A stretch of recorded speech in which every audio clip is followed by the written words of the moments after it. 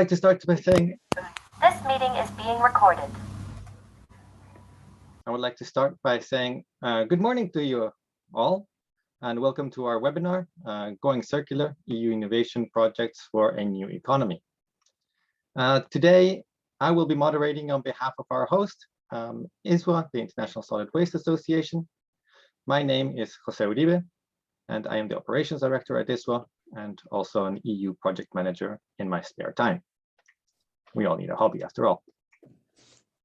Today, we have gathered 8 EU-funded projects for you that address a variety of issues and innovations for greater circularity. You can see them in the agenda in front of you.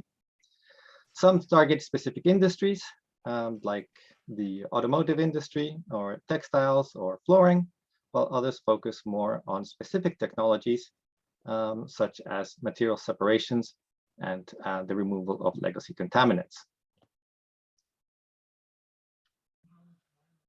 Today, they will each present their own project, after which there will be time for to answer some questions.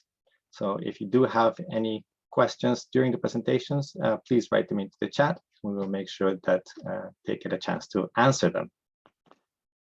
After we have gone through all the presentations, there will be a chance to have a short but hopefully insightful roundtable discussion where we can address some of the more systemic challenges faced by all the projects have in common. But before we get into all of this, I would appreciate if we could take just a couple of minutes to tell you about ISWA and why we're here today.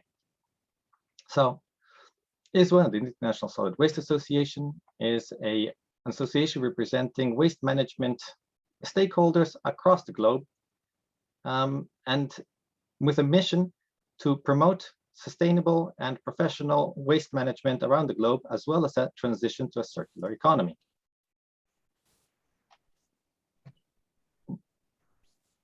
So that is what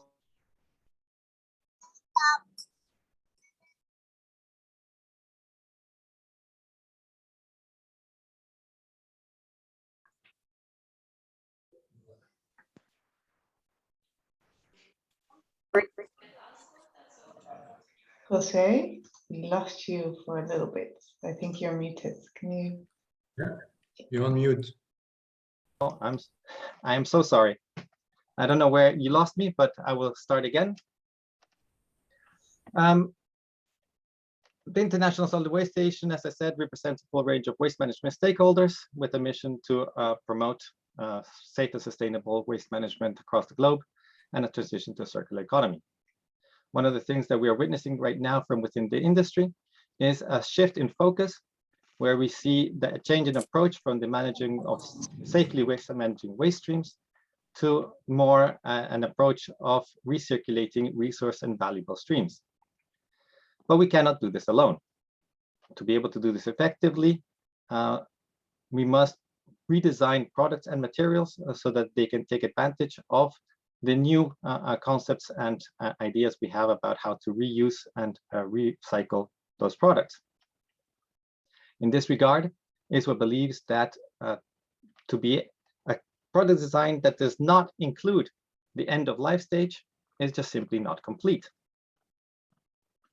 So what does this mean? This means that to do this evolution from a linear to a circular economy, we must also have a greater engagement between the end of life stage and the beginning of life stage, i.e. the manufacturing and design stage. So as a matter of fact, ISWA proposes that we should not only circulate materials, but also knowledge back into the chain. As a knowledge and networking hub, ISWA already regularly addresses end-of-life issues that include reverse logistics, reuse, materials, separation, and recycling. So from a practical perspective, we are well positioned to participate in circularity projects, mainly, of course, as a communications and disseminations partner.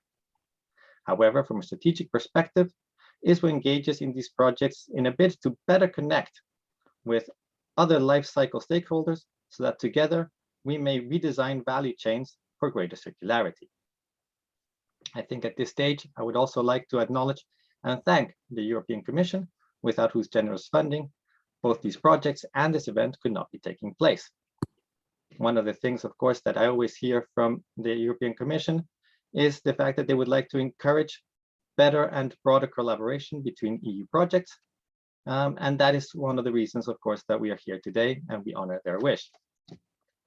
So, of course, I would like to point out that we're not here to listen to me today. So I would like to just go on and introduce you to our first speaker, who will be Guy Beyle, will be presenting to you about his project CISUFLO, about sustainable and circular flooring. So Guy, over to you. Thank you.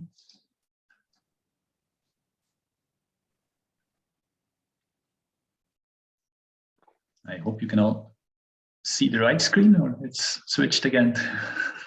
Switched again. Sorry. Okay, good morning all. And it's really a pleasure to present here to you our CISUFLO project and this interesting group of European projects. And so CISUFLO, it's about circular sustainable floor coverings. And I think the title already says it quite well. Our main goal is really to see how the circular or the flooring sector can be made more circular. And for that, we have some different elements.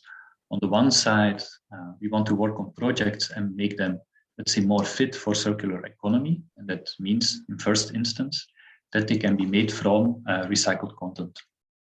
But of course, you also have to create the recycled content. So that means that the products themselves should be suitable for recycling, and that we will also work on some recycling technologies in the project. Then that is the technical level, but we're very well aware that that in itself will not be sufficient. You really have to look at the whole value chain to see how things can be fit together, maybe change the business models to something more circular and so on. So that's the third element. And then it's, let's say, the assumption of the project that even if we do this well, then we will not find the solutions or the most efficient solutions only within our own sector. So that we also have to look at other sectors that are linked to it, for example, the construction sector or the furniture sector, for potential exchange of secondary raw materials, and this to optimize their use. Of course, the flooring sector is very wide, contains a lot of different products. So the challenge was, because we want to do a systemic approach here, to, on the one side, remain sufficiently focused, but on the other side, to be really representative for the whole sector. And in order to do that, we selected three different product types. It's first of all the laminates. So let's say the floor coverings that contain sufficient amount of wood, wood-based. Then the resilient flooring or vinyl flooring, where a key material is PVC. And then also the textiles, typically the carpets, where the main materials and counters are polyamide and polypropylene. And so with these groups, we try to really have a good, let's say, cross-section, a good representation of the various products that are present in the flooring industry. And what we do not cover is anything ceramic, so like the typical tiles. If we then look at the key objectives of the project, then it comes back to these elements that we had in the beginning. We see, of course, we have some technical challenges, but definitely also on the level of the more wider, let's say, the socioeconomic context, and also on some digital elements that we would work on. And so first of all, we will work on the design for circularity, eco-design, and make some prototypes of floor products that are truly circular. Then another key objective is the development of the so-called eProduct system. And so that's basically a product information system that has as goal to ensure everybody along the value chain, the circular value chain, has access to key elements of the product. For example, at the moment of recycling, that the recycler can look for some info on how to deal with the product, if there are potential additives in the product, and so on. Then we also have the parts on the value chain mapping to understand what could be potential material streams, how they can link to other sectors. We have as one of the objectives, the implementation of 6 pilots, and more on that in the next slide. And then I would say, here a European project. So we have also some typical other key objectives, like the sustainability assessment of the new technology. We would anyhow do that. And all the way on the right about the dissemination, raising awareness. One of the things why we're thankful with an event like this. And then, as mentioned, we also have the part on the circular business models and the collaboration cross-sectoral to see for potential synergies. As mentioned, one of the key objectives is the implementation of 6 different pilots, and they're listed here. We don't have to go in detail about them, but just to give you a short intro on what we will do. So on the one side, we will produce what is called circular floor coverings. So that is these prototypes of materials for laminates, for carpets, for resilient flooring. That can be easy recycled, that take into account the different aspects from eco-design and so on. Then we have one pilot that specifically looks at the identification of the products at the end of life and at the linked sorting. We have one pilot that looks more at the separation process for some of the more complex products, like for example, carpets. And for that, we will use a patented technology, the so-called Polycep technology, and use that on some different waste materials. Then we have one pilot specifically for the laminate flooring recycling, where the goal is to take end-of-life laminate and see if it can be processed again into mainly the high-density fiberboards, because that is the basic component of laminate flooring. We have one pilot on the vinyl flooring, and there the goal is to see if we can link it to the construction sector and use PVC waste from that sector and take it into flooring products. And then the last pilot is actually the most extensive one. It's about carpets. And there we want to show the whole life cycle of the product. That means that we will do this prototyping of the material, then install it, simulate the use phase, at the end deinstall it, and do the actual recycling into new secondary raw materials. So that's about the pilots. Of course, with all these key objectives with the pilots, we hope to have quite some results. I will not go into detail here because it's, let's say, at this moment, since we didn't start so long ago yet, it's a rephrasing of the key objectives and what is expected there as results. I think what is important to mention already is where we want to end, because with these results, what we would like to help to establish is a systemic framework for having a circular and sustainable floor covering sector. So let's say the non-technical part. Then on the other hand, we want to really help to shift the material use from the linear use as it is now to a circular materials flow. And by doing that, of course, the main goal, the main impact expected is that we can help to minimize the total environmental impact of the flooring sector in Europe. Where are we? I said we didn't start that long ago. We're now in month 10. And just to give you a hint of what is being done, what is being worked on. In the beginning of the project, of course, we have a lot of emphasis on this prototyping according to the Design for Circularity rules. Aspects or activities ongoing there is the focus on producing carpets that are or made from a monomaterial, so that they're easy to recycle, or if they have different materials, that they're easy to separate, so that again, recycling becomes more easy to do.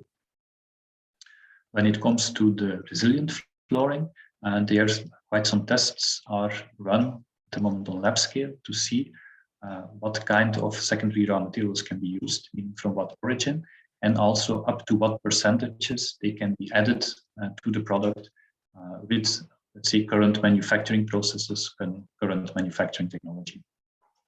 And then we also have in that part a specific focus on what is called biocomposite flooring. So in that sense, it's more a new type of flooring that will be made from natural fibers, natural materials, and combined with only recycled materials. Another important part that's being worked on at the start, since the start, is this product information system. So as mentioned, the goal is to set up quite a basic system because the goal is to have it widely accepted by the whole sector. But which that still offers in a trusted way to make the information available to the different players in the value chain.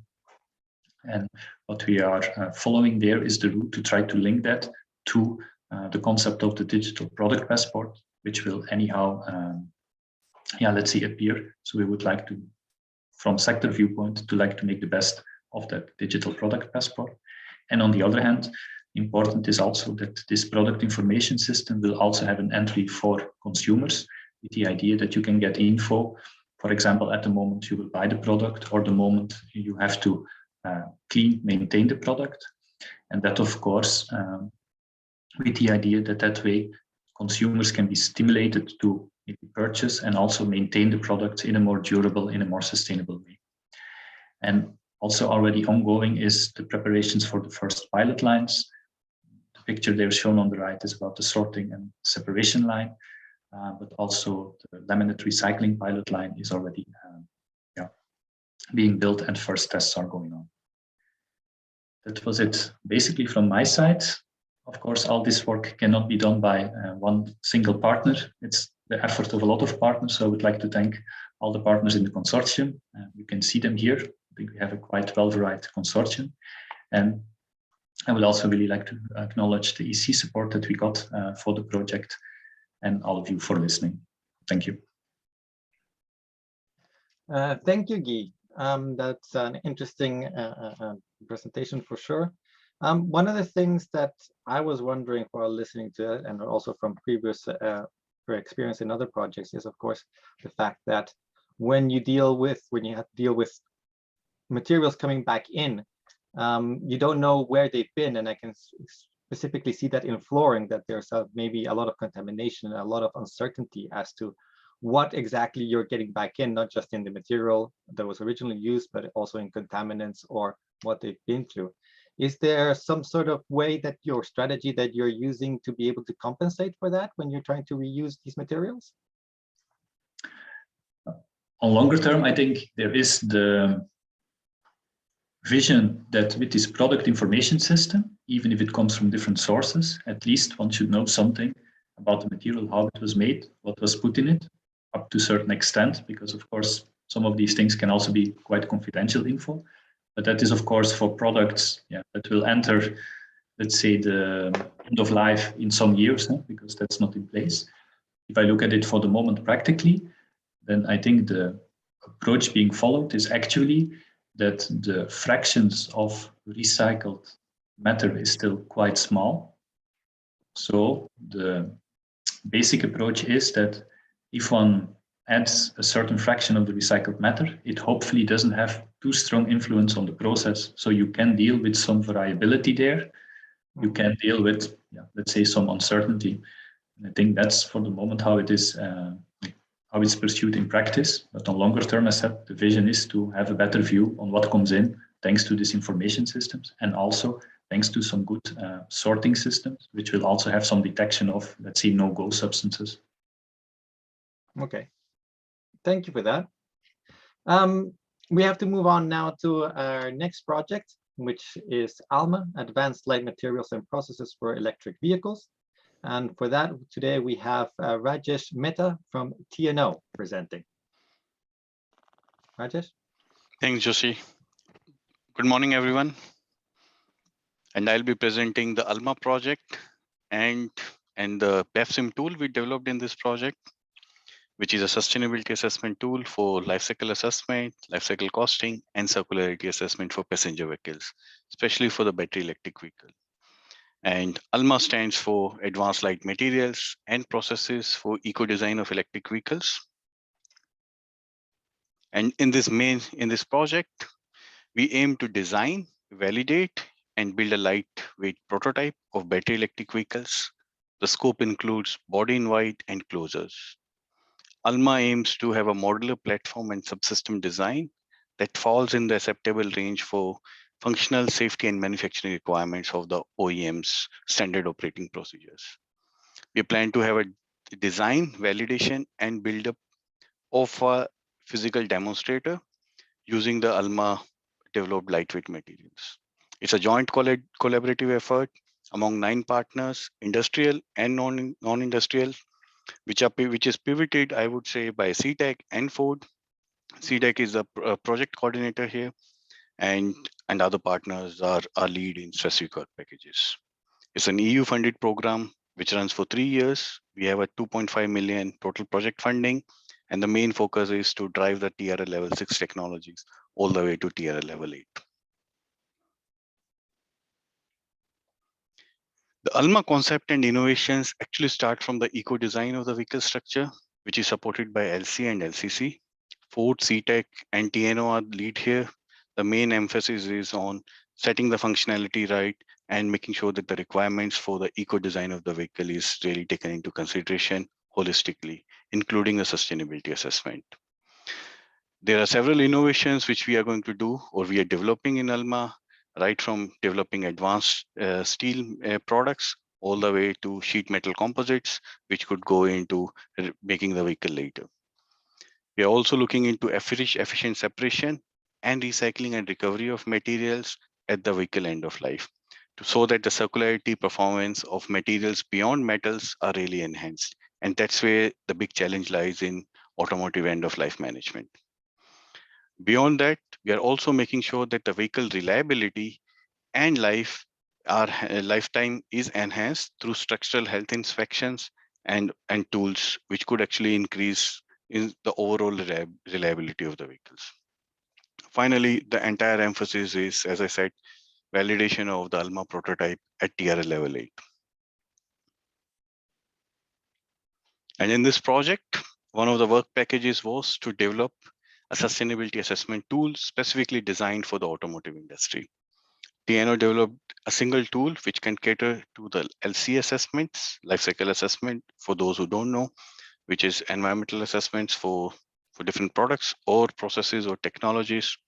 The tool is able to actually do all three, LCA, LCC, and circularity assessment within a single platform.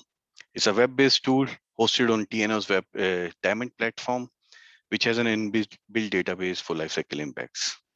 We have best-in-class LCA models for material production all the way to end of life. Different comparisons are possible. You could compare a battery electric vehicle versus an ICE vehicle for segment C and D cars, and we are planning to enhance it for commercial vehicles as well. The tool has been designed to be customizable, where a user could model a full car, a subsystem, or a part of a car here for all the three types of analysis. And it is also possible to include customer or user specific data sets here. The tool's main functionality is also to enable version control so that you could update the LCA datasets rather easily compared to complex Excel-based tools. The overall design principle for Alma for this BEFSIM tool is to compare design alternatives by known LCA experts who are really not experts in LCA methodologies and make it simplified for the users here. The entire effort is to also take into consideration future scenarios for 2030 and 2050, hard-coded in the tool so that design alternatives are really evaluated early in the design cycle to prevent any wrong choices being selected, especially at the end of life management or recyclability options here. The tool really enables faster LCA evaluation during the early product development stage.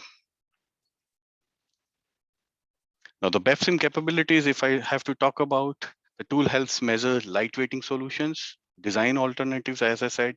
It could be at a subsystem level, or it could be at a part level. Material choice impacts on the overall sustainability performance and the economic performance of the material choices is there. The use phase impact coming in from the choice of the vehicle geography or other elements are possible to compare. The most important element, which I would say in the tool, is the recyclability aspect or the recycling technologies, which we have captured holistically for different materials going into an automotive car. The end of life options, which are traditional, and how do you move away from them to recycling is a key element which can be compared. The tool has been designed with an interactive user interface, which is rich and allows product designers, engineers, and known sustainability experts and business owners to iteratively see the design options and compare designs at a car or subsystem or part level. And of course, you can see the LCA impacts, which are in line with the ISO principles of doing a full LCA for an automotive vehicle. What we have done in this entire assessment is we have taken away the complexity of making the harmonized LCA technologies or methodologies and build in the tool itself, so that a sector specific simplified tool is offered to the known sustainability professionals, so that they can make the right choices in the product design cycle or during their day-to-day business decision making. And circularity impact assessment is also an important criteria which the tool offers as a evaluation option there. Now, what will this project, Alma, change in the future economy? At Alma, we are designing the future of e-mobility through new and sustainable innovation solutions by leading to lighter multi-material electric vehicle body.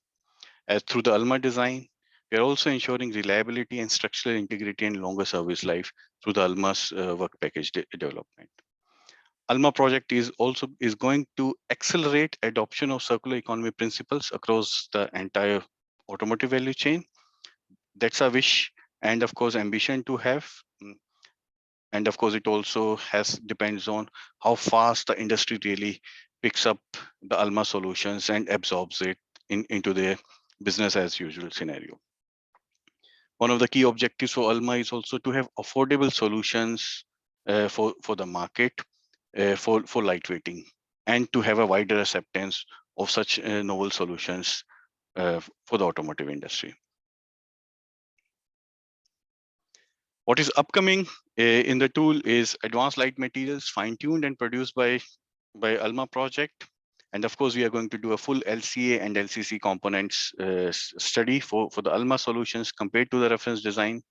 And the evaluation of solutions for recycling and recovery is also, which is upcoming in the project. To sum up, I would say stay tuned for the upcoming developments being announced by Alma project. And if you would like to know more about the Alma solutions or technologies, feel free to reach out to me or Alma partners directly. And thank you very much for listening in. And I would be pleased to take on any questions here. Hi, thank you very much, Rajesh. That was a very interesting discussion, a presentation.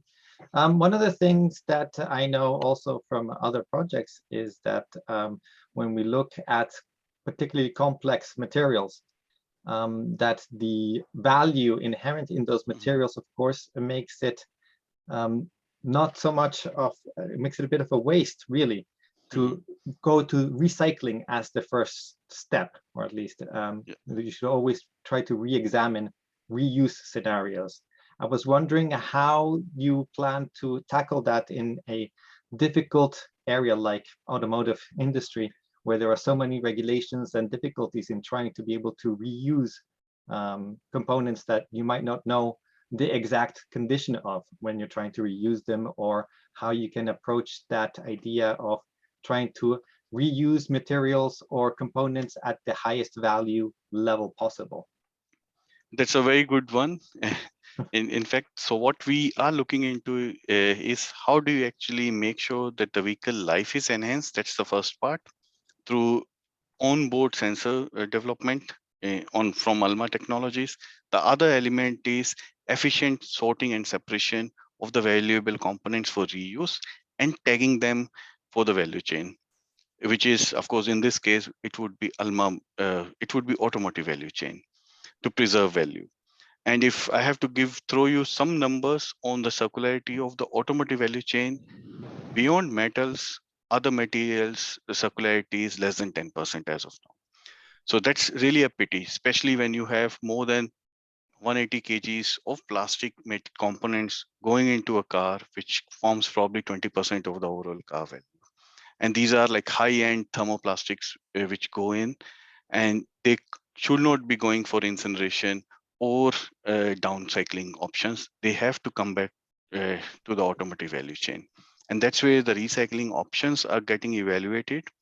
And I must admit, it won't be easy as well, because these are multi-material products, and to separate them out, the sorting technologies today, we don't have that as efficient as we would like to have them. Yes. So it's Well, definitely a challenge for Alma and beyond Alma, I would say, for the industry. luckily, you still have some years to try to figure that one out. So Yes. thank you very much for your presentation. We will now be moving on to our next presentation on MultiCycle, a project on advanced sustainable recycling processes and value chain for plastic-based multi-materials. Dr. Martin Schlimmer will be presenting from the Fraunhofer Institute.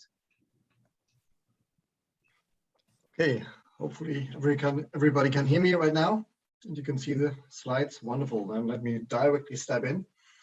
MultiCycle is a project on advanced and sustainable recycling processes and value chains for plastic-based multi-materials. So we come back to the issue that the last presenter brought to the table.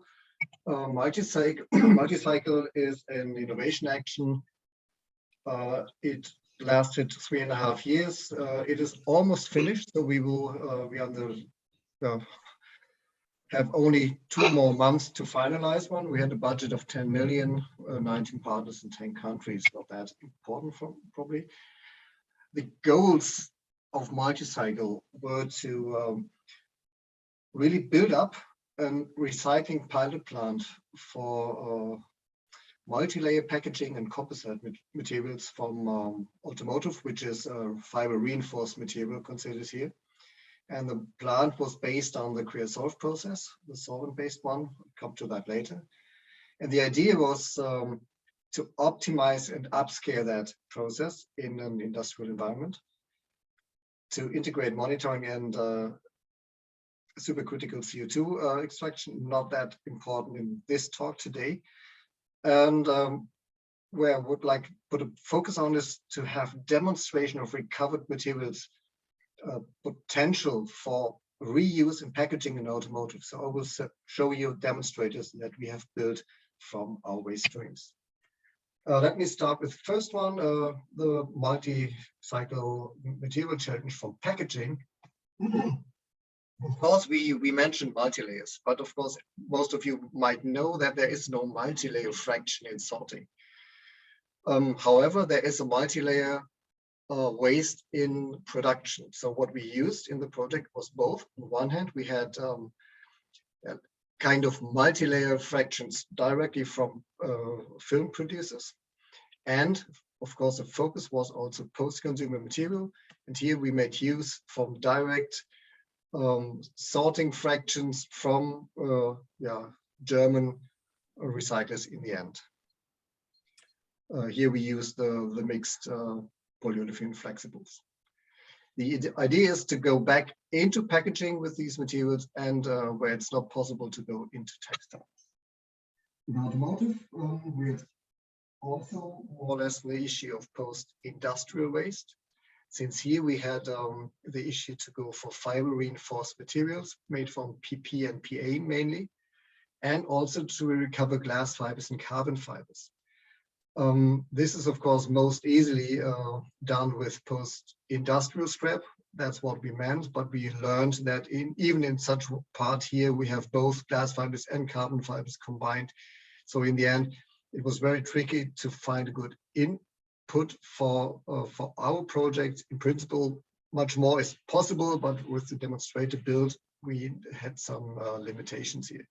We also had a look in post-consumer material here. This was material from post-consumer cars here, fans from polyamide glass fibers. Yeah, the process that we are talking about is the creosote one. Probably some of you have heard about. It is a solvent-based process, but it is not a chemical recycling. It is a material recycling. This is very important. It is like mechanical recycling that we always keep the polymer intact. So we don't hamper the polymer. It is only that we dissolve it and keep the polymer all the time during the process.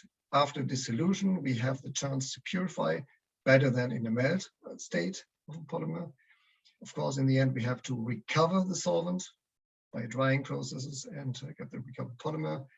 Solvents keep in a circle, and of course, purification means we have always a leftover. Leftover could be something which is not reused. In our case, we try to make use of that. So if we go with a multi-layer packaging into, we first try to get out the polyolefins, PE, then PP. Then we also had it for PA and even for PET. In the automotive sector, we had PA and PP as an input, and the residues were carbon and glass fibers. And here the recovered polymers, of course, then polyamide or polypropylene. The main outcome of the project is, of course, that we now have an upscale pilot plant for our technology. It is a TR7 pilot plant. It is run by our partner LEVI in an industrial environment. It has a small nominal capacity, but it is now a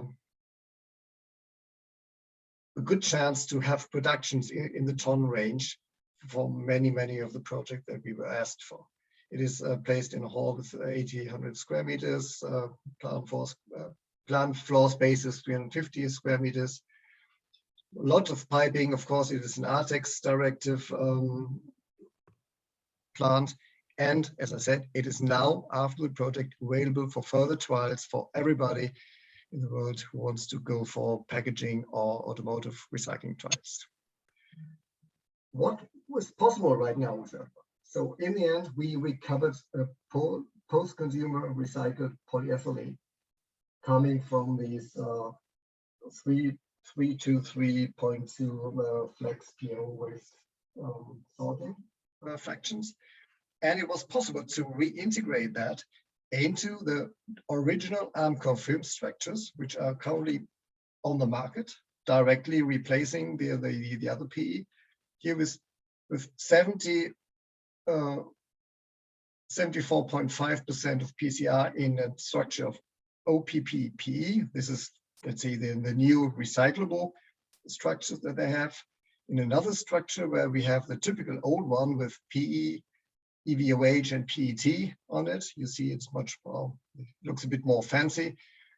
Here, of course, due to the lower amount of PE in that one, also the share of the PCR is lower.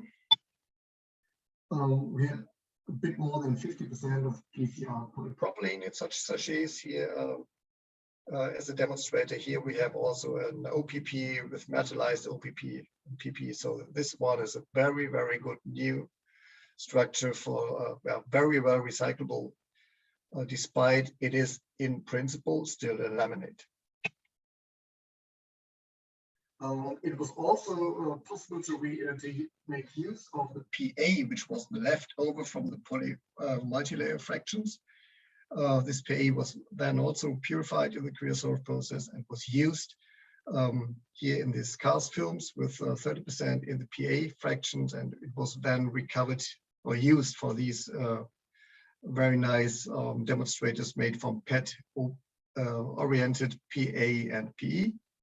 And for the film experts in here, it was all even possible to make a biaxial orientated cast film with 30% of post-industrial PA.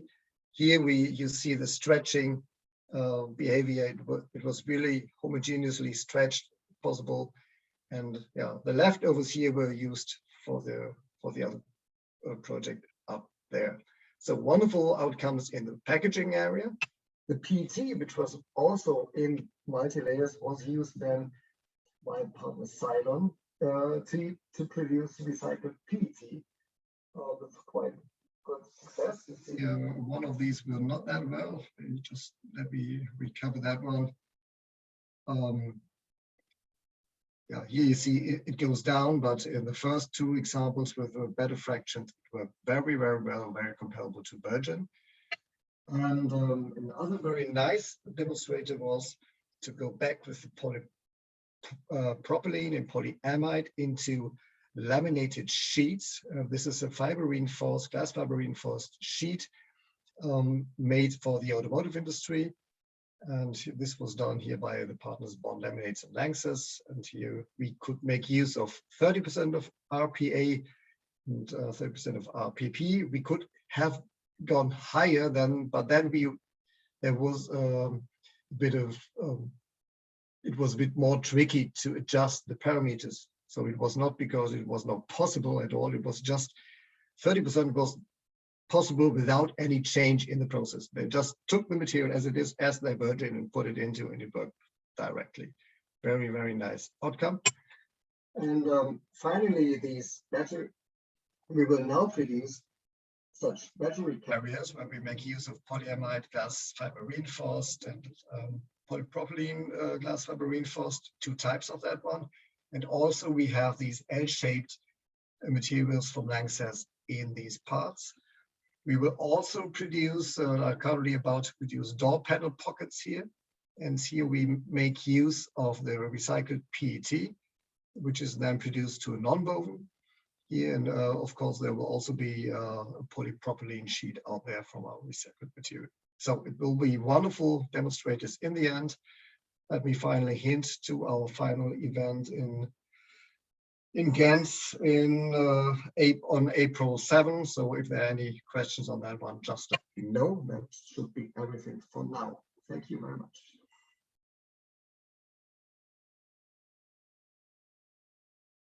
Thank you very much for that presentation. It was very interesting. We actually have a question from the audience for you. Of course, with the caveat that we understand that this is still in the pilot phase. But perhaps you could say something about what is the expected cost of this process. So once it's upscaled, of course, is it going to be market competitive, or how do you see it becoming an economically viable process? Yeah, that's a really wonderful outcome of that the pricing at scale. So if we do the calculations for a commercial plant size, which is in the range of 5,000 to 10,000 tons a year, which is not pretty much for waste packaging, for example. The amounts available on the market are quite higher. But in that range, we come to prices that are below or very, very close to virgin. So it is exactly what we wanted to, what we aimed for. And the good news, as you saw here, it can replace virgin. So it is worth being considered. It is not double as high from the pricing. We have, with Lömi and his mother company, a plant engineering with us, which can directly start to commercialize that technology. For the packaging area, we are, from my perspective, done with all the developments. We can go into commercialization projects. That's the very good news from that one. For the automotive, the prices are also very, very good. So no problem from that one. Here we have to reintegrate into the value chain. So into a circular value chain. So right now there is no glass fiber reinforced material sorted out from end-of-life vehicles. That's missing. And that means for now, we have to feed such a process just from industrial waste. And most partners we were in contact with had not volumes of several thousand tons per year. But of course, if some of them collect together, it might work. And then probably we just need to find a very good spot for that one. So that's, okay. That's what we're working on. Perfect. It sounds like great news in any case. Yeah, wonderful. Congratulations on those results. Yeah, thank you. We have to move on to our next project, which is DeCoat, focusing on the recycling of coated and painted textile and plastic materials. And for that, we have Ine de Wilder from CISUFLO presenting. Okay, I'll share my screen.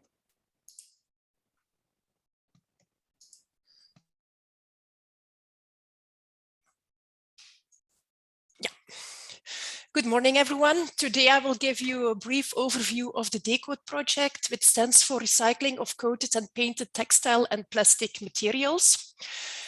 Just some facts first. So DeCoat, as I said, a European project, which is coordinated by Centexbel. It's a joint effort of 17 partners, and it's a 4-year project. So as you see on the time scale, we're now in the last year of the project, but due to the COVID pandemic, we will also work a little bit in 2023. So still 1.5 years to go. Here you have an overview of our consortium. As you can see, we have a quite nice mix between end users, technology providers, research institutes, and also companies who support the project with other activities. So what is the scope? So actually coated textiles and painted plastics items are very abundant in our daily lives in various application areas. I just have a few examples here. There are much more to find, but just to give you an idea which products we are talking about. So why do these products have a coating or a paint? So these coatings or paints, they enhance the performance of the object. For example, it can protect the bulk material from UV radiation. It can give additional functionalities. For example, a coating can waterproof a fabric, or it simply improves the aesthetics of an item. But on the other hand, the presence of this coating or paints, they hamper the recycling process at end of life. So these items are nowadays either being incinerated or landfilled. So actually what we want to do is we want to recycle the bulk material by removing these coatings and paints. So this is nowadays actually a missing puzzle piece to have a fully circular approach on this. So here you can see actually the overall concept of DeCoat. What is most important to see is actually that we are aiming at the fully closed circular approach, so a closed loop. And we will demonstrate actually this closed loop for 4 use cases: a bike bag, switches and sockets, and bus and car parts. So if we go a little bit more into detail on this cycle, so first at end of life, the discarded items are being disassembled. So for example, with this backpack, we will remove the straps, the zippers, the buttons, and so on. This is not the main focus of DeCoat, but the technologies we are using can also be used as this disassembly step. So then go to a sorting step where each individual waste piece needs to be ending up in the correct debonding device. And these debonding devices are actually the core of the DeCoat project. This is the step where we will remove the coating or the paint from the bulk material. So to remove these coatings or the paints, we have 2 strategies. Either we debond via a triggerable coating. So in this case, we will need design for recycling, as we will need these triggers during the production of the materials. The second approach is solvation of the coating, and this can be done on conventional products. Of course, design for recycling can help here a little bit if you choose for more easily dissolvable coatings. So here you have a schematic overview of actually the principle of the triggerable coating. So actually between the substrate and the top coats, we have a primer or an adhesive layer where we will put specially designed triggers. During the use phase, these triggers are just there doing actually nothing, as a matter of speaking. And at the end of life, these triggers will be activated. This can be done thermally via heat or steam or via microwave. And when we trigger at that moment, they will induce the separation of the substrate and the top coat. And thus this substrate can go back to recycling. I just have here some examples. For example, here we have a PU foam with a PVC foil laminated on top. And by using a triggerable primer layer and after exposure to heat, this PVC film can be nicely removed. Another example is one on textiles. We have a PU coating on polyester. The blue is just for visibility. And here we can actually, after the heat triggering, also nicely remove the coating from the textile. And here is one example on ABS, where we actually apply a steam treatment to induce the removal of the paint. As you can see here, we have a good adhesion before and after it can be removed. Yes, we also use the Creasolve process, which was mentioned before by Martin in this project. So where we did some testing in PU, acrylic and PVC coated textile. So we used polyester and polyamide, and we have very nice results on this. In all cases, the coating could be either be dissolved, as you can see on this picture, or it can be delaminated. So we always end up with a quite clean, pure textile in the end. And for the plastics, we did testing with conventional primers and paints on ABS and on ABS-PC. And here we saw that the debonding efficiency was dependent on the type of plastic. So for one plastic to another, it needs more fine-tuning the process. So it was a little bit more difficult than the textile. If we then go one step further in the loop, so now we actually have a mix of the decoated, of the debonded coating and the bulk material, and there we will use just conventional methods to separate those two fractions. And then the bulk material will be further processed via an extrusion process, and we end up with secondary raw materials in the end. Of course, we have quite some supporting actions also. We have done quite some reprocessing studies actually to see the effects on the material properties. For example, these triggers, do they withstand the aging of the samples? Like these processes, the debonding process, don't they affect the properties of the bulk materials? How many times we can reprocess and things like that. So it's quite elaborate studies on all that.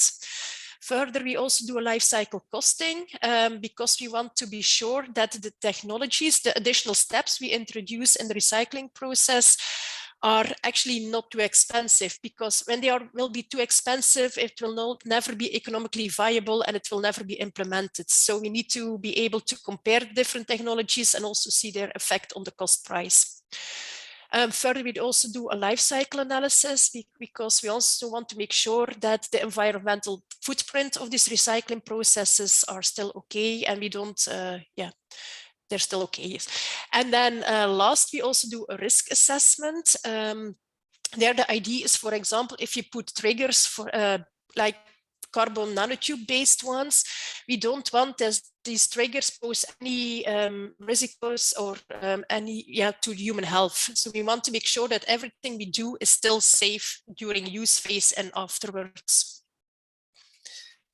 Here I have an example of the stage we are in at the process. For example, here with the switches and sockets. So the socket here, it's thermally debonded. So the coating decoats, and then we do the grinding step. We remove the coating from the bulk material. This bulk material is further being reprocessed. So this is the stage we are in for the moment. So what still needs to be done in this project is actually reprocess this regained materials again into novel sockets. But it gives an idea of how far we are in the project currently. So the acknowledgement, of course. And I would like to finish off by saying that in nature, nothing is created and nothing is destroyed, but everything is transformed. And this is actually also what we are doing in DeCoat. We are transforming current waste into novel materials. And this was a little bit in a very nutshell, the DeCoat project. Thank you. Thank you very much, Ine. That was an interesting presentation. I was wondering about what you said about studying the ability to recirculate the materials. And I was wondering if you could say something about what the qualities are. So once you go into the secondary raw material market, can they come back and do for several different cycles, or is it a one-time deal? How can we, have you been able to get any results on that yet? Yes, it depends a little bit on the type of material. So, and also the process. For example, one process will influence the properties more than the other, but we can see actually that we can sometimes easily reprocess up to 5 times. So the thing is that the remaining coating, the residue, cannot be too high. So if you are able to remove most of the coatings, you can actually do quite well the recycling. What we saw is that actually the most critical step so far is actually the extrusion process. In the end, so not the debonding.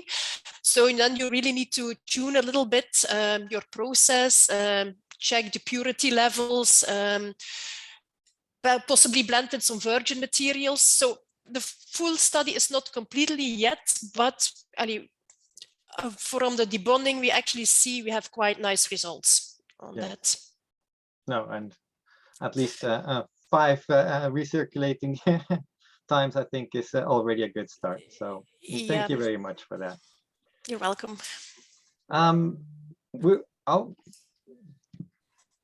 There is a question from the audience, apparently, Ina, before you go. Yes. Do you have a coating manufacturer as a partner in this project, and who is that? A coating manufacturer as such, not.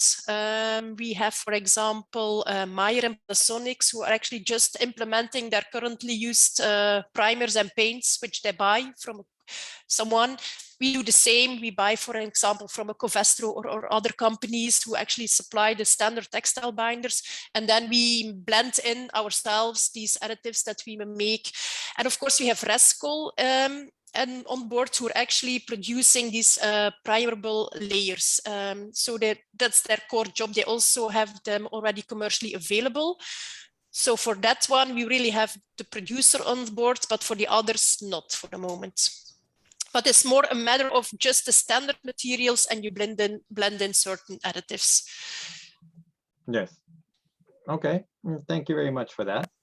You're welcome.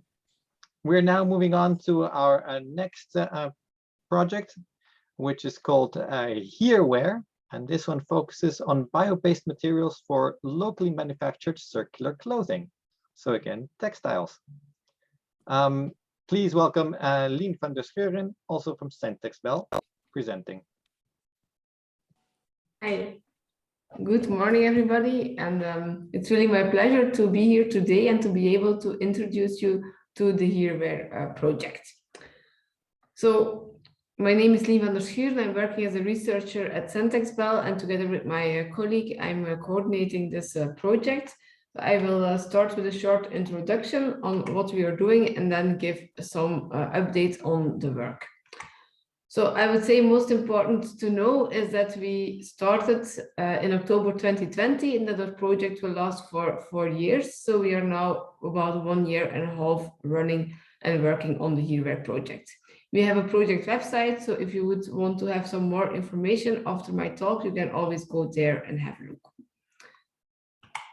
First of all, to introduce what the HereWear project is and what we want to obtain, you see here a picture of what the clothing industry is at this moment and where we would like to go in future. So on the left side, you see how clothing is still being worked on or worked with at the moment. We have the production of raw materials, for example, in the Middle East. Production of clothing is happening still a lot in Asia. And then finally, once the garments are made, they are shipped to Europe and we are using our clothing. At their end of life, we still see a lot of incineration and landfilling, which is happening, causing, for example, also these microfiber releases. So as you can imagine, not at all a sustainable way to work with our clothing. So that's why we want to change this and to move to a more sustainable way of working with our garments. This is on the one hand to make circular value chains instead of the linear ones. So that's why you see all these circles on the right side of the figure.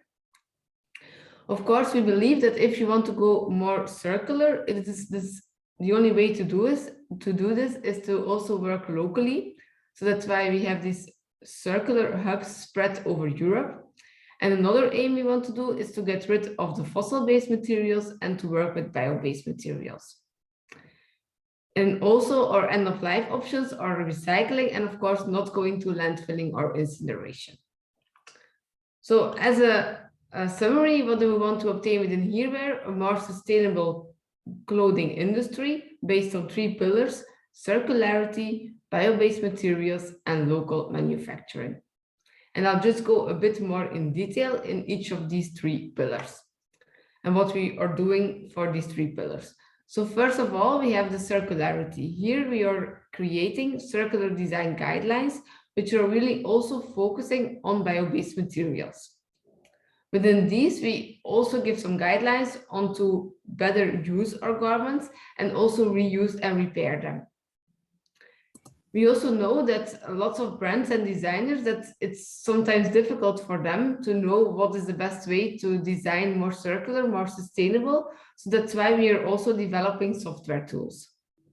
And one of the things which we are also doing is getting some labeling in place, where we can find all the data which are relevant for getting the garments more circular. As a final, if you want to have a circular value chain, we also want to avoid unintended releases. So that's why we're also working on the minimization of microfibers inside the environment. Then the second pillar is on the bio-based one. Here, the main goal is to actually replace the current most often used materials, cotton and polyester, with more sustainable bio-based alternatives. For the cellulose, we are working with, for the cotton, we are working with cellulose, which is being made from bio-based sources, like for example, straw or seaweed. For the fossil-based polyester, we are working with bio-based polyesters, which we are tailoring to make them more suited for clothing applications. And then also all the subsequent coating, printing, dyeing, finishing steps are being developed to be bio-based. Then we have the last pillar, which is on the local aspect. And here we want to produce our garments within a network manufacturing, where we have actors from fiber to garment present in the value chain. Also, if you work locally, it's needed to work at smaller scale. And this is possible if we can cooperate with micro factories having automated production. As you can imagine, we need really people, actors, active in these value chains. So that's why we're also building a community with actors spread over Europe and active and willing actually to change to a more sustainable clothing industry. So here in the next slide, you see an overview of the circular value chain which we are developing within the HereWear project, where we start from biomaterials, make yarns out of them, then fabrics, and finally make these fabrics into a garment. For the end of life, we are focusing on the repair, also helping the recycling of these garments, for example, via the labeling. Of course, as you can imagine, it is not possible by one institute, so we are cooperating with a group of very motivated partners to get this project a success. So now I'll just give a short update on where we are with the work. So the first thing which has been done by our partner UEL was to make a collection of existing and emerging bio-based materials to get a view on what is there at the moment and what still needs to be developed or improved. We also give like a time frame with it. Is it already available now, or will it only be available in the future?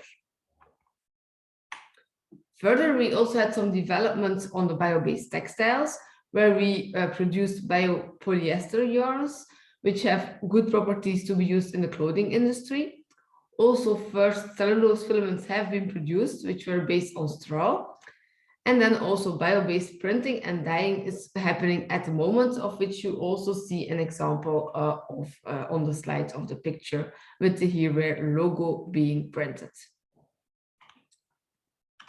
As I mentioned already, we really have also the aim to build a community of like-minded actors, of people, companies, institutes who are willing to support the transition to a more circular clothing industry. So that's why we are having this community being built, and it's already active. We already have quite some members in the community.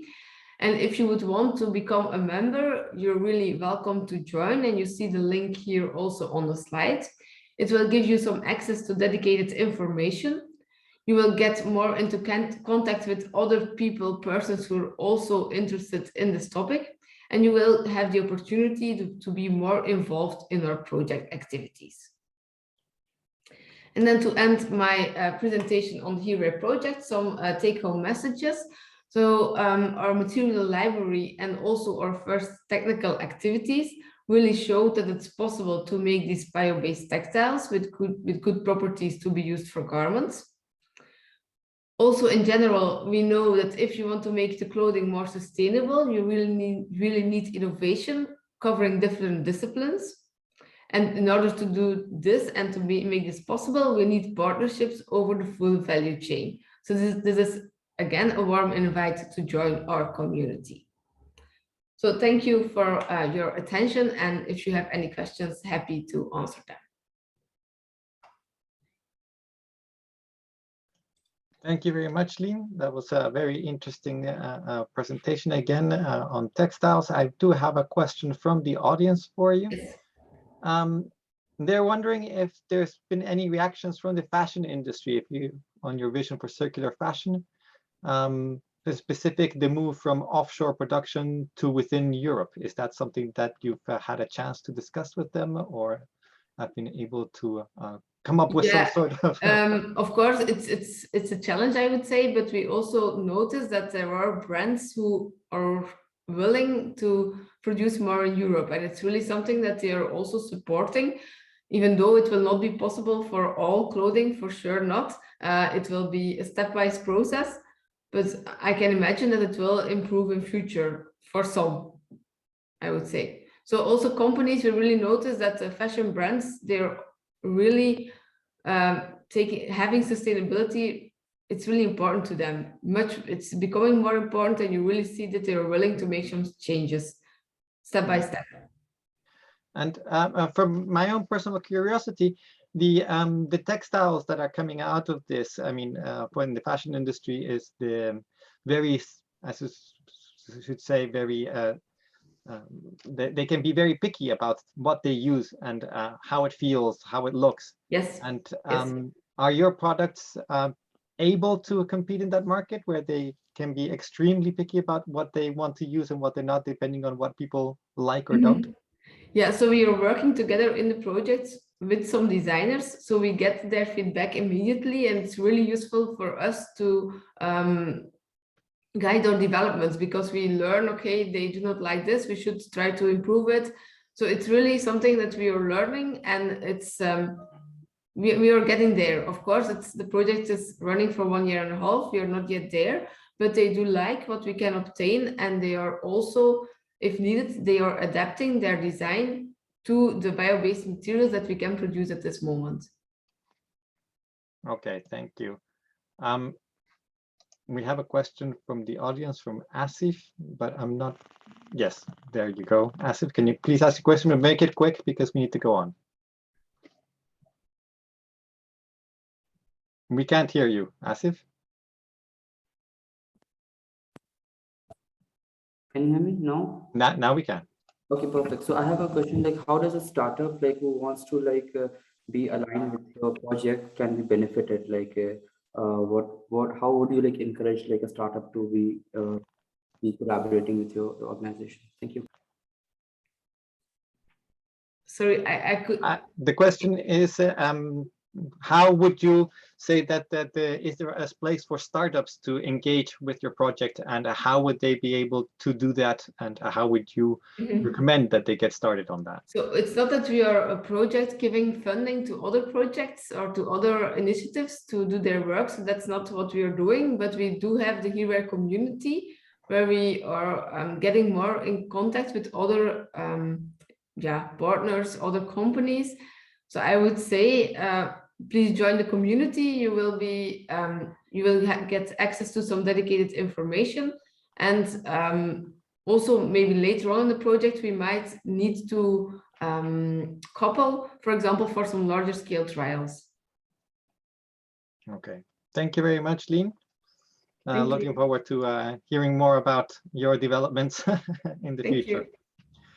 We are moving on to our next project, staying within the textile industry, and it's NewCotton, which focuses on high-performance, biodegradable, regenerated NewCotton textiles using infinited fiber technology. I'm very curious to find out what that is. So please welcome Kirsi Niinimäki from Aalto University presenting. Thank you. It's really my great pleasure to be here presenting NewCotton project. And it was also nice to hear from HereWear project, which actually is a twin project. We are getting funding from the same funding instrument.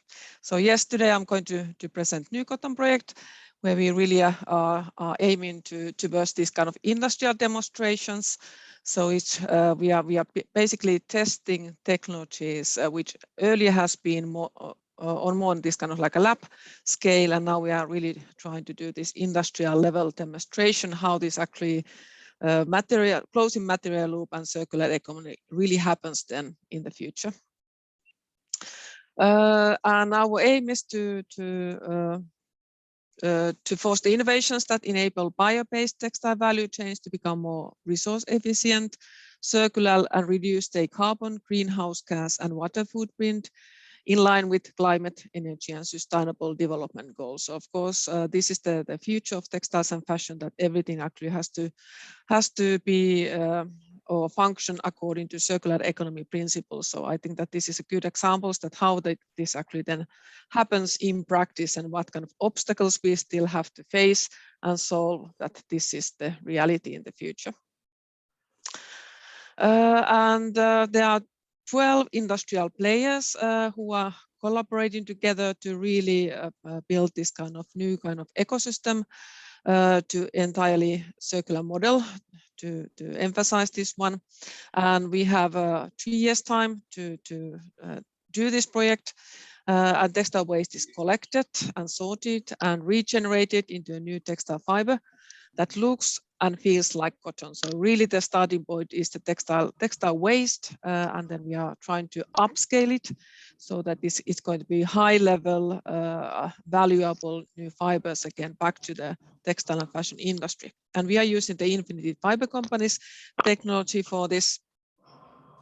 And the fibers will be used to create different types of fabrics for clothing that will be designed, manufactured, and sold by global brands Adidas and H&M. So it's really important also that there are these big brands involved, that actually they are also doing their tests as well as giving feedback all the time when this tests are actually running. And the idea is that actually we are trying to show that, well, this is the reality. It's possible to use textile waste efficiently in the future. So we are also trying to be an inspiration and a stepping stone for further, even bigger circular initiatives in the industry going onwards. And this is, of course, according to the EU policy, that actually we are really trying to move textile and fashion industry towards circularity. Here are the partners. I'm going to go through them one by one. So of course, the leading partner is the Infinity Fiber Company, who owns the technology, and they will create this unique cellulose-based textile fibers out of post-consumer textile waste. And then we have Frankenhuis and Zamk, who will be working on the pre-processing and research for pre-treatment of textile waste. So of course, that's a really important part and haven't been done in this big scale beforehand. So there are a lot of this kind of new knowledge that we are gaining when we are scaling up from the lab to really industrial level processes. And then there are manufacturers, Innovafil, Textile, and Kipas, and they will use these regenerated fibers in their own processes to produce yarns, woven fabrics, and denim from this out of this material. And then there are stakeholders which are more involved on this research, Revolver Waste, RISE, and us are the university. So we will collect and provide data, conduct research and analysis, and we also have Fashion for Good, who's taking care of the dissemination and this communication activities, and H&M and Adidas, who are then really producing this capsulate collections out from this fiber. And this is the same and previous slide, but this actually shows that we are really aiming to close the loop. So there are activities, actions, stakeholders throughout the supply chain, but now actually the supply chain is circular. And of course, this brings new kind of values as well as new kind of actors in the textile value chain. And actually there's a lot of new kind of knowledges that we also have to produce so that this is possible to do in practice.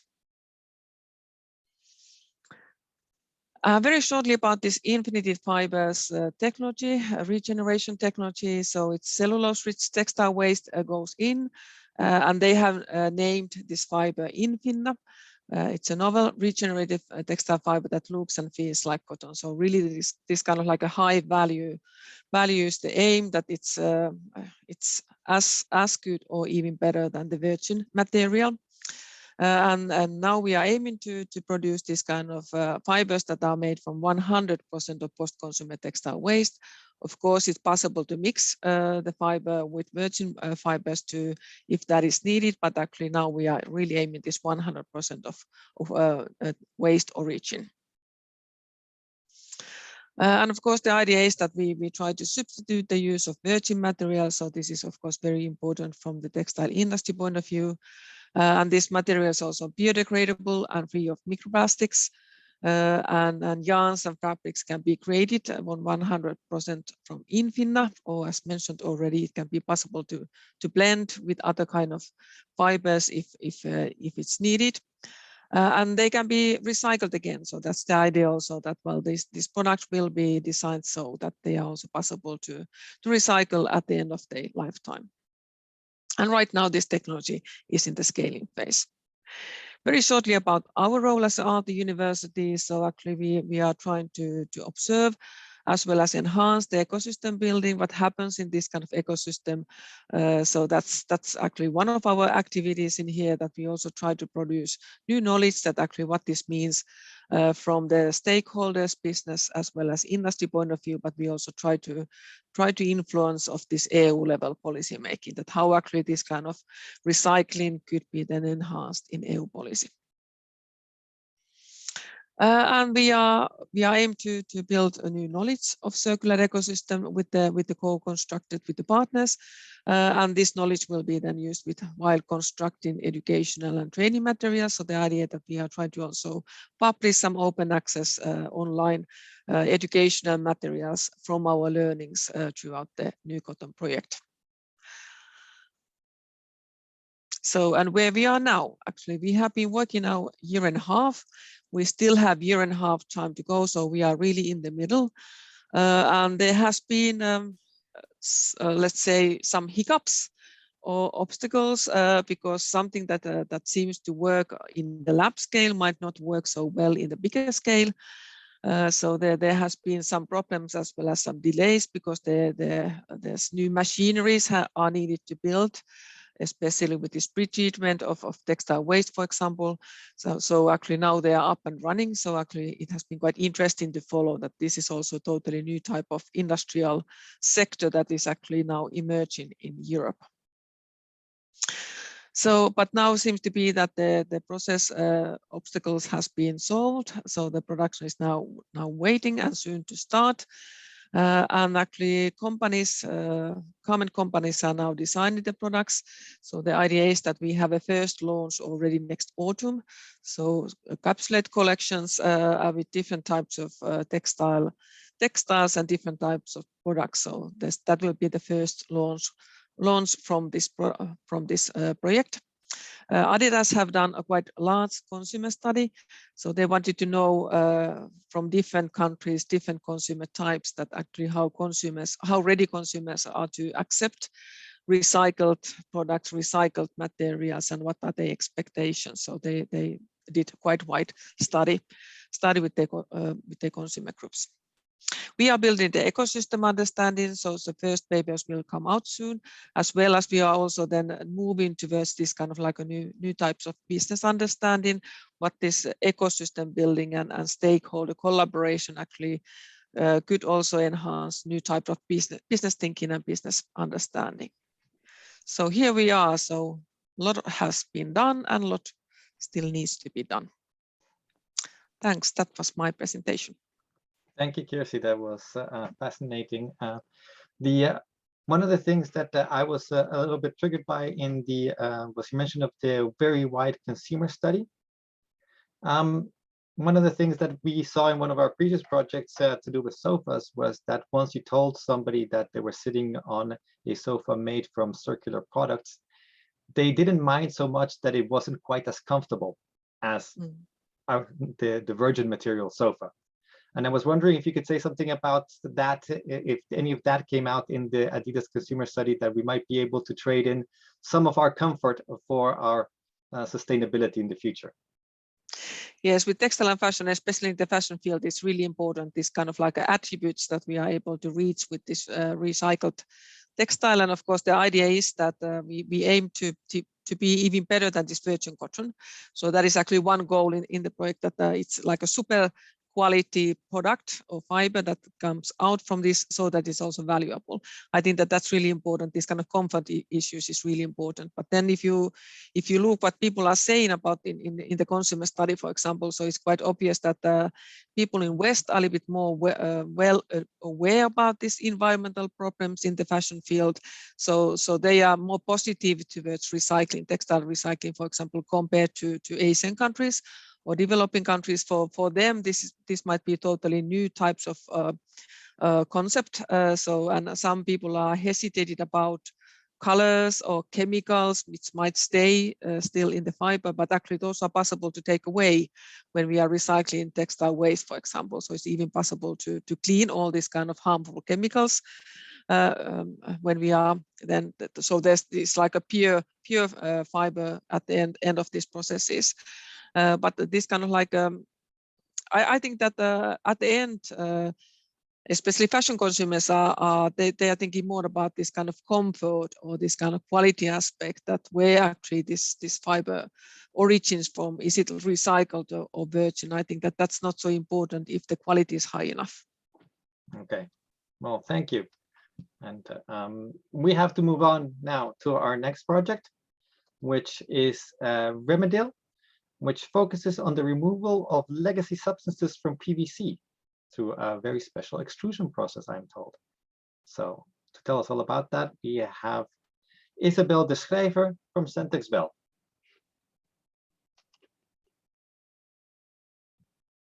Yes, okay, this should work now. I was still muted. Hello, hi everybody, and thank you for this opportunity to present the REMADYL project. So as you have seen here in the title, we work indeed on legacy additives. With the main aim, we focus on PVC material. So why PVC? I think we have also heard it before in the CISUFLO project, where we have PVC in floorings, but PVC is still quite an important polymer and has a lot of issues when it comes to legacy substances. So there we would like to find a solution with the REMADYL project in order to increase the ratio of recycled PVC in the future. So first of all, let me focus a little bit why we focus on PVC. I already mentioned it a little bit, but if you look at the uses, it's the third most important synthetic plastic that is being used after the polyolefins, but it has very unique properties. It is versatile, it's durable, it's easy to clean due to the fact that it also contains a chlorine atom in its molecule. It also is fire resistant, and it has a very excellent ratio of economic cost to performance.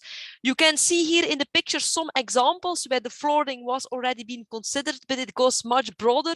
It's being used in the medical field, it's being used for protective materials. You see here pipes, tubics, and then also, of course, well-known window profiles that are being used. If you look at total productions, we are about 40 million tons of PVC that is being produced each year. So it also generates, of course, a lot of waste materials. So where are we today when it comes to PVC recycling? Then, of course, PVC might also here be a quite successful story, because PVC has the longest history when it comes to plastic recycling.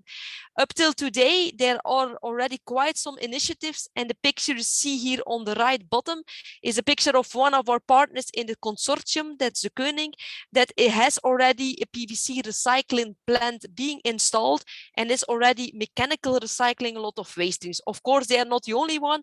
There are a lot of companies that are already recycling PVC materials. You can also see that there is the Vinyl Plus initiatives.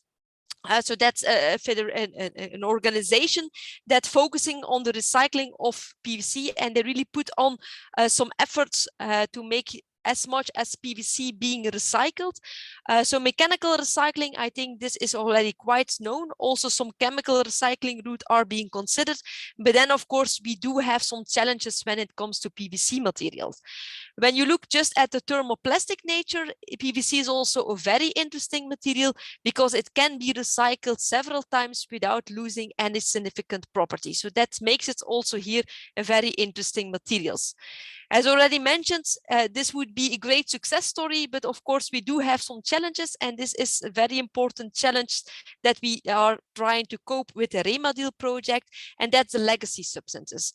When you look at old PVC materials that are coming back, and especially very old PVC materials, we have two main problems. And one of the problems is the presence of lead stabilizers that are now maybe not being used anymore, but they were used in the past. So we will find them back in PVC materials that comes back end of life. And a second important issue for the more soft PVC materials is the presence of plasticizers. So therefore we started the REMADYL project in 2019. So it lasts until 2023. Where we will focus on the removal of those legacy substances. And I will guide you a little bit where we are today and what are solutions that we will present to you as possible ways to remove those legacy substances. First of all, a very important task is, of course, the identification of the materials, and then very specific, the identifications of the legacy additives, because you might need to trigger out those materials that does contain those legacy additives. And then we work together with the partners mentioned here, so with IRIS and LEVIS, on two different methods. So the first method is, of course, the identification of the plasticizers, where, of course, we started with model samples, but we are now also looking at end-of-life PVC streams, trying to separate depending on the type of plasticizer being used, because, of course, not all plasticizers are bad.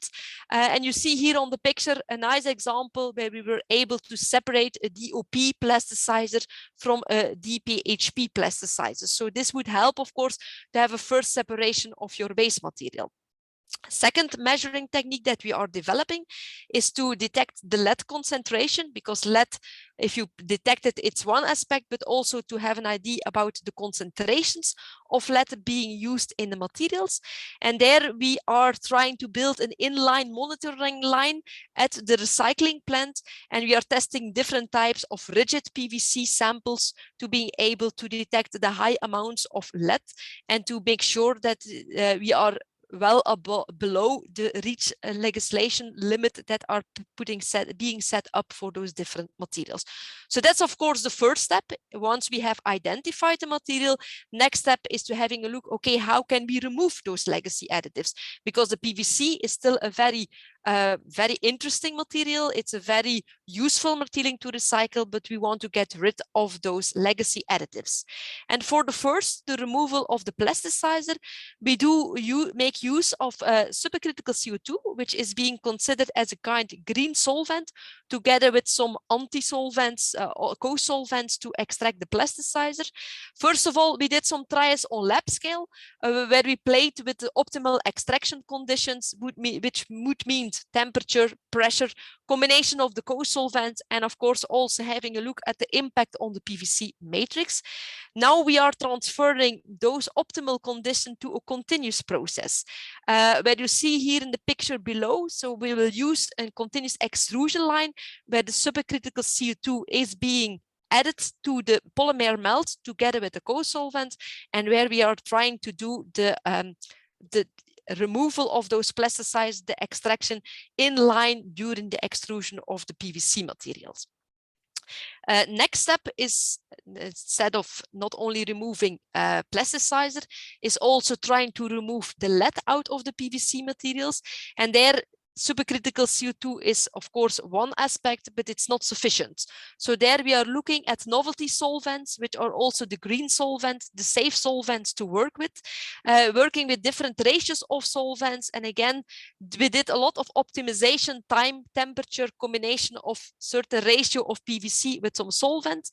And you see here some pictures in the bottom of the PVC samples that were being processed, and you see some of them, they are still quite nicely white. The right one has a brownish color because there we had some degradation due to the solvent choices we made. So we ended up with a few solvents that were very useful to extract the lead out of the PVC matrix. So now we are at the upscaling phase, where we are trying to process some kilogram scales so that we can also really fully re-evaluate the polymer properties after the extraction of the lead. A second option, which is being evaluated by our partners AIM Plus and University of Valencia, is instead of using solvents to remove the lead, is to use a new kind of way of melt filtrations, where we do work with a complexing agent that will bind the lead out of the lead being present in the PVC with that complexing agent, and where we are using the filter technique to filter out the lead that's out of the PVC matrix. So the first trials were being carried out, and they are very promising to use like a classically melt filtration project on an extrusion line to filter out the lead and to complexate the lead on that filter materials. Of course, then once we are being able to extract those legacy additives out of the PVC matrix, we have some partners in the consortia, both soft and rigid processing companies that will make new materials with recycled PVC. DeCoat will produce some new window profile. Pro Molding is working with injection molding, and Danossa is working with the soft PVC materials to make some very soft barrier materials with PVC. Another important aspect, of course, okay, you can remove the legacy additives, but what to do with those legacy additives? And therefore, we are investigating the possibilities to purify, first of all, the extracted lead and to reuse this extracted lead in other applications, and also to chemically modify the plasticizer that comes out of our process and trying to reshape it, modify it, and that is not again anymore a legacy component, but that we can safely reuse those plasticizers in future application. Therefore, we do not only work together with our partners in the project, with Fraunhofer and ASOR, but we also look over the project and work together with the project Circular Flooring, because they have similar issues with plasticizer, and we are trying to learn from each other projects to see how we can also deal with those legacy additives in the future. So for us, I think also those hazard assessment are very important. So this brings me to the end of my presentation. I hope to have you a short introduction in the project. I'm gladly to present you all partners that do work together with us, and feel free to ask some questions or contact us later on if you have specific questions for us. Thank you very much. Thank you very much, Isabel. I was wondering, I mean, every time that we introduce new processes to be able to enable recycling, we also talk about extra costs and extra issues. So I was wondering if you could address that and how you might be able to. Yeah, well, that's the main reason why we are focusing on the extrusion processes, because this would mean we have a minimum impact on additional processing techniques, additional machines that needs to be involved. If you look at the filter technique, now a classically mechanical recycling plant is working with those methods. The supercritical CO2 is just an introduction into their extrusion lines. So I think, and that's the main reason why we are focusing on those techniques, to keep the additional costs as low as possible. I do wish that luck with that. Of course, we are still facing challenges. Indeed, times in extruders, and those are still issues we are trying to solve. But that's the main goal, of course, to do it with existing equipment, with as less as possible additional investigations and needed to make it economical feasible. Of course, always have the lowest possible barrier. Indeed. To be able to use new technologies. Thank you very much. We do have to move on to our next project, though. We're circling back to the automotive sector with LEVIS, light materials for sustainable electric vehicles. And for that, we have a team of two presenting, Agustin Ciminelli and Floris Dennison. Okay, thank you for the presentation. Please tell me if you can see properly my screen. We can see. Yeah, okay, good. So good morning to you all. I'm Agustin Ciminelli. I'm the technical coordinator of the LEVIS project. On behalf of the whole consortium, it is a pleasure for us to be part of this webinar. So basically the content of our presentation today is This one, I will start with a brief introduction to the project. After this, Floris will share with you what we are doing in order to push forward circularity in the project, and then we will have some time for questions if it is necessary. So basically, LEVIS is a 3-year project that is focused on technologies for weight reduction for electric vehicles. The main objective of the project is to develop, verify, and demonstrate lightweight components and technologies to achieve this weight reductions in this specific type of vehicles, and applying at the same time eco-design and circular design methodologies during the whole project. So the consortium of this project is composed by 13 partners, including some research and technology centers, also industrial partners, SMEs, tier ones, and we have also one OEM within our team. The technologies on which we are working in the project are being applied to 3 different use cases or demonstrators that are basically a suspension control arm, a battery box, and a cross-car beam. You can see in the picture these specific parts. In terms of the innovations and the technologies that on which we are working in the project, well, basically the project is about multi-material solutions, looking for hybrid products combining metals with carbon fiber thermoplastics composites, putting the right material in the right place. We are also developing cost-effective and scalable manufacturing processes, and also joining or assembly processes in order to produce this type of parts, hybrid parts or components. We are working also in low-cost bio-based carbon fibers, looking for a good compromise between the mechanical properties, the weight reduction potential, and also the cost of this type of reinforcements.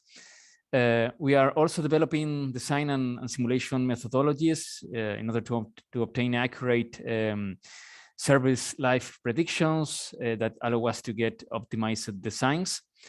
Another field of work in the project is about the introduction of sensing and structural health monitoring technologies that allow us to extend the service life of the products.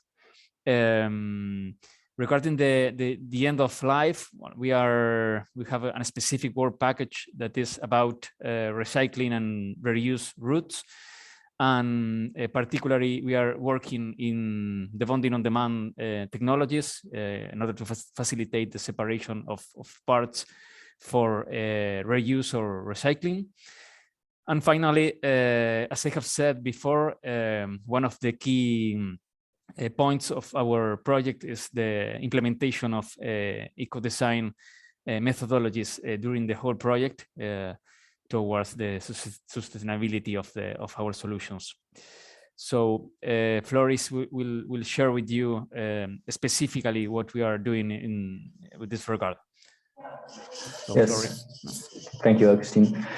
Yeah, thank you. I'm the SCA specialist of the LEVIS project. So to go further on the less technical part of the project and more on the circularity approach we are implementing into the whole project. So with the first few months and what we did, we a eco-design toolkit in order to implement eco-design into the first stages of the design process. So what this entails is that we've developed a toolkit consisting of multiple different eco-design tools that are already existing in literature or in practice, and we altered them in such a way that they're easy to use for the designers of the demonstrators. So the idea is of these eco-design tools is to integrate lifecycle thinking and circular economy principles into the design process. It is especially for the first stages of the design process. So as you can see in the figure below, it's more for the product planning, research, and the design concept. So you don't, if you do this whole eco-design toolkit, you don't get a detailed design or a final solution. It's more about the concepts and the solutions you're designing to.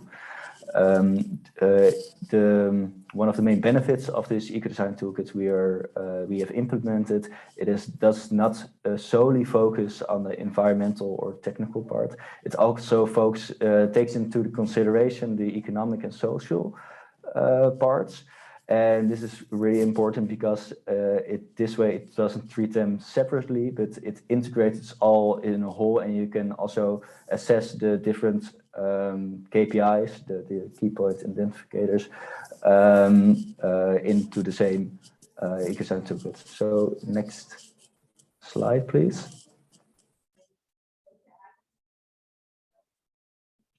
Yes. Yeah, right. So the results of the eco-design toolkit, if we look at how the partners perceived this toolkit, is that it was a success. They found feasible improvement options based, on the results of the toolkit. They got a better understanding, so knowledge was increased after using this toolkit. We did receive some feedback in making it easier to use. But because of this, they also expressed their interest in using the tool for future applications. There were some difficult challenges and lessons we documented, and basically it revolved a lot around having a learning curve and trying to get up to speed with these principles. And they needed some workshops, some feedbacks, and explanations, examples to really properly use the eco-design toolkit. To really see the end results of the usage of the eco-design toolkit, throughout the project, we have some additional follow-up moments to see what the final effect is of using the eco-design into the first stage of the project. So more details will follow later in the upcoming years. So next slide, please. So what we're currently doing now is we're performing a lifecycle analysis. We are currently working on doing the benchmark lifecycle analysis. So the lifecycle analysis for the demonstrators with the new materials themselves will start in August.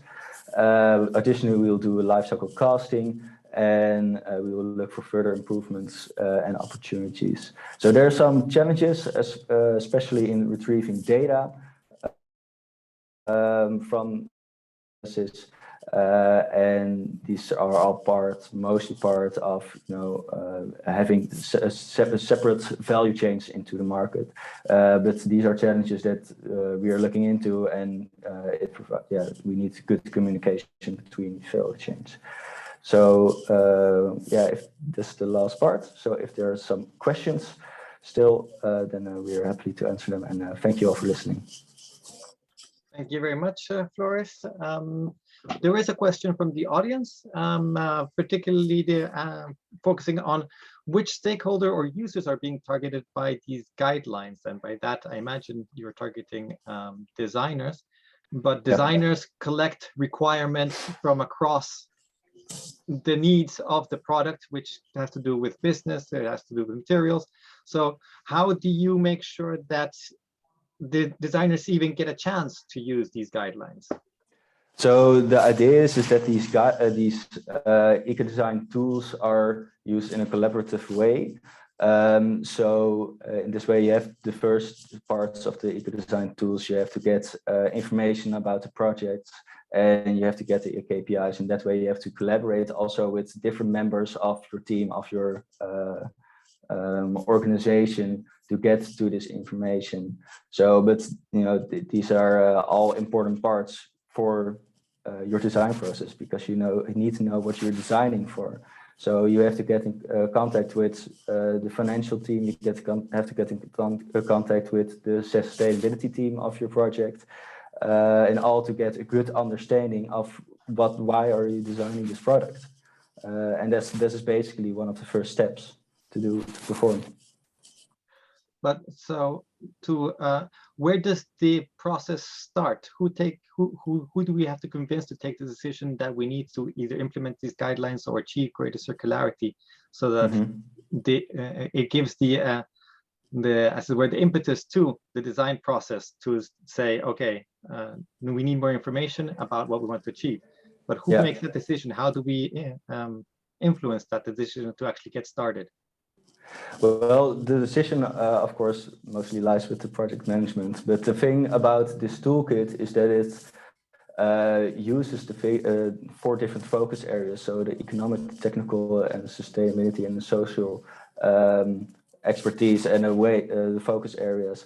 So the big benefit of this is that in a normal design process, you've always these different fields that are constantly striving with each other. You want to make it more, technical sound or sustainable, but then you have to budget constraints. And by using this eco-design toolkit, you take it all into the one approach. So in this way, it is a sort of, they're under construction here. So this way you can use this eco-design toolkit to implement it all with each other. Okay, well, thank you very much. I'm sure that there will be some great things coming out of these projects. We have come to the end of the project presentation section itself, but obviously there has been a little bit of a delay. So we're starting on the roundtable discussion a little bit late. I hope that some of you can still be with us for a little bit longer, so that we can have at least some questions. If there are any specific questions that you would like to have addressed from the audience for this section, then please put them into the chat and we will make sure to ask them. To kick us off though, I would like to put some attention at least on a couple of issues that I see as systemic challenges that we have as circular projects in common. One of which, of course, is, I think, also very important for the automotive industry, but also, as was mentioned, I think, in the flooring industry, that some of the materials that we recover, it can be decades before we get them back into a recycling stage or a reuse stage. So therefore, how do we design our processes? How do we compensate for the fact that we might have to deal with materials that might no longer be legal, as maybe perhaps in the REMADYL case, or changed in such a way that they are no longer what is currently being used 10 to 20 years from now. So, for example, the average lifespan of a car is 10 to 12 years. So when we get back all of the materials from that, can we still use them? I don't know, maybe we can start with Alma, with Rajesh. Is there something that you can say about a strategy we can use for that? Indeed. So the first element is we need to have design for recycling already embedded within the industry, within the automotive sector. And in Alma, for example, we are taking into consideration the product design element, which we are doing now, attached with the recyclability element. So what recycling technologies would fit into the new lightweight solutions we are developing, and whether they could be recycled or at all 15 years down the line. So that gap already exists in the industry, not only in automotive, but beyond for other sectors as well. That has to be bridged. Design for recyclability or recycling technologies, taking into consideration whether those recycling technologies will be ready commercially 15 years down the line. It's really important that the industry players look into these aspects during the product development cycle itself. And the story goes beyond Alma. Other projects also have to consider it. And of course, the big players who put the specifications for product development, they need to take this into consideration. And some of the elements, especially the complex multi-material products, have this challenge of recyclability. And this goes beyond legacy chemicals or legacy products as well. So we really need to like hit the nail here for recyclability. For sure. From I would just like to check with Flores whether you agree with that, or do you have a particularly different perspective on how we can deal with materials coming in 10 to 20 years down the line? Yeah, no, it's a common issue. So in case if you're designing for recyclability, you're dealing with new materials and technologies, and which are being, the end of life is 10 or 20 years from now. So those are issues, and you have to take them into account into the design process, and you have to really look forward to see what will gonna be the new technologies of the future in that case, so you can implement those knowledge, those ideas already in that case.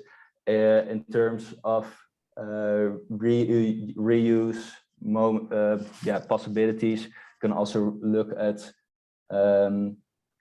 making it easier for the end of life industry, sort of to say, in making it more modular, making it easier to disassemble. So in that way, the possibilities for the end of life industry are also greater in that sense to really use the materials or different materials of your components of the vehicles or different ways. In that is there are more possibilities essentially in the future. Yes, it's always good to work on possibilities for the future.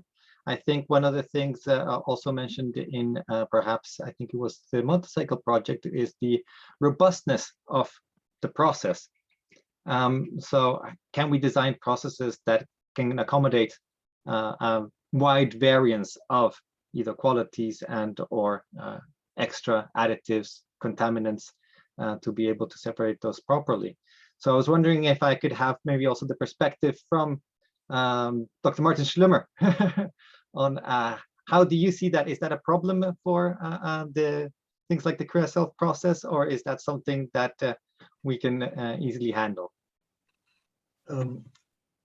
Honestly, it is of course always a problem. Whenever you really have to adjust to real existing waste streams and to changing waste streams, it is nothing which pops up directly. So each process has to be adjusted. But this is, let's say, state of the art in all the recycling plants out there. So we are not at the very beginning. So whoever is running packaging or automotive recycling right now, or electronics recycling, they also have to deal with changes in the feedstock since 10, 20 years. So this is not stopping from one day to the other. So it is a slow process. So that means in the end, whenever you have invested such a plant, you need to do further investigations of your feedstock. You probably have to adjust even at that scale later on. So this is, let's say, a part of the game, probably not too problematic in the end. What I don't like from all these discussions is if we say we first have to have a design right now, and then we have to be ready with recycling in 10 years. That's too late. If we see in all the industries that they go away from materials that are not recyclable, and they don't see any clue or any light at the end of the tunnel that it will work, they just go out of these materials. And for me, that really means in terms of materials, not in types of how to design these materials into composites and so on. We need to have a toolkit of what are, let's say, the typical polymers in each of these waste streams. So in automotive, there will be polyamides, there will be polypropylenes, there will be probably some ABSs and so on. So if that's true, then we can focus on these polymers and try to get them out of current waste streams, and things will be better in 10 years, of course, since then recyclability will be increased. But we cannot just start in 10 years. We cannot just focus on what we produce right now. We should start with what we have. And even then, if that doesn't work too good, then let's start with industrial waste. since whatever we produce right now will be waste in 10 years. So we can start directly with industrial waste in smaller scale and upgrade. Then we are ready for end-of-life waste in 10 years. So this might be another strategy.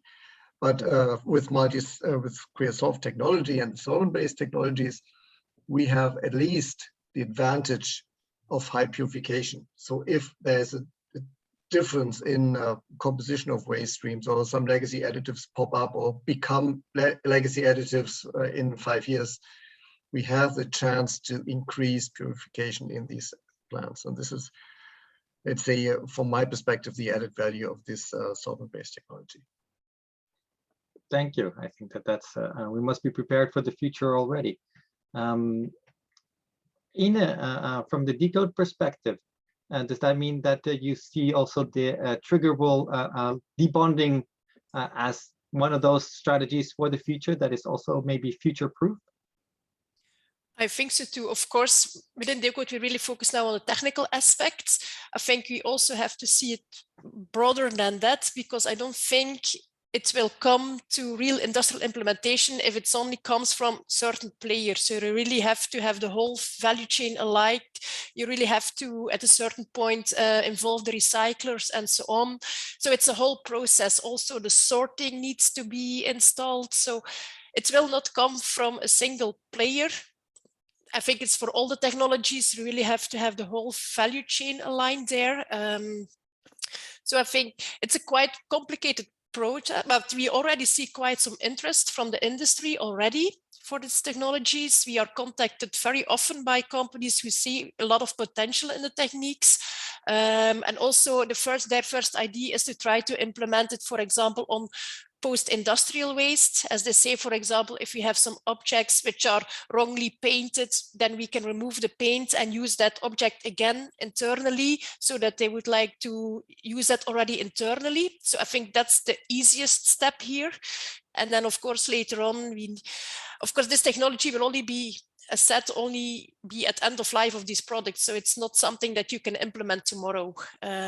So it's a long-term vision, but we see some nice potentials. Like for the Rescol technology has already been implemented in niche markets. Like, for example, they use it in aviation to remove the paints from the planes and then repaint. So it's already there, but it's of course a huge step from aviation to more commodity products later on. But when it's feasible already there, it should also be feasible for other products in the long run, in my vision.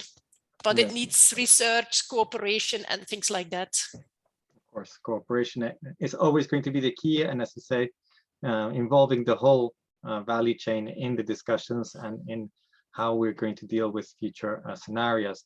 We're very much running out of time, but I did want to be able to at least address one more issue, I think, which is prevalent more perhaps in the fashion industry, but I think it's a design challenge in and of itself, which is, of course, that one of the tenets of circularity is life extension. But we can design the products to be physically last longer. But will people still want to use them? Will still people want to use fashion designed 5 years ago, or drive in a car that was created 15 years ago? So maybe you could say something about that, Kirsi?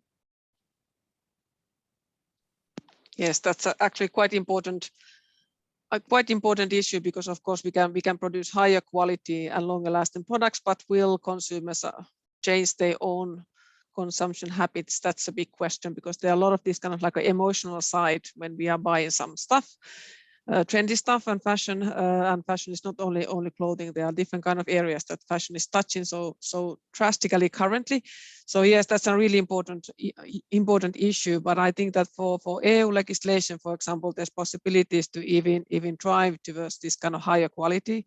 Actually, in textile sector, we are talking about this label, quality labels, for example, and also that what are those kind of minimal lifetimes, and would it be possible to somehow inform that to the consumers, as well as expecting producers to also provide repair services to extend the use time, for example. So actually that is a quite hot discussion going on in EU policy level currently, that how we can actually try to hit against this fast fashion and fast fashion consumption especially. So that's a risk that when we are talking about the circular economy, so that we are not only focusing on this textile waste recycling, that actually we also have to really tackle also this topic, how to extend the product lifetime.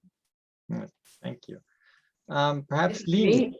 Sorry, just one small comment. I think we have to extend life, but it's not needed that it is with one user. So you can extend life if it has multiple users. The second-hand clothing, second-hand cars, it's also possible. And I think we also need to encourage the second-hand users to increase the use life, let's say. That is another option. That is a very good point that you make there. From your own working group there, do you actually address the topic of design itself, as in how maybe we should design clothes to be longer lasting or more classical look, or in maybe a more neutral? I don't know how you would design something that people would want to use for the next 10 years rather than just for the next fashion cycle.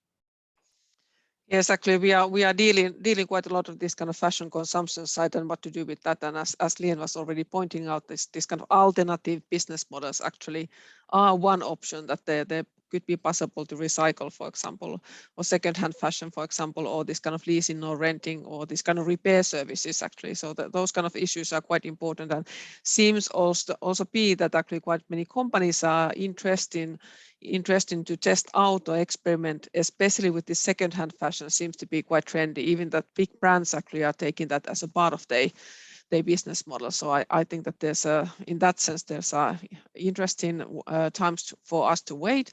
And we have been collaborating quite a lot with Finnish textile and fashion industry, and they are working a lot with quality, for example.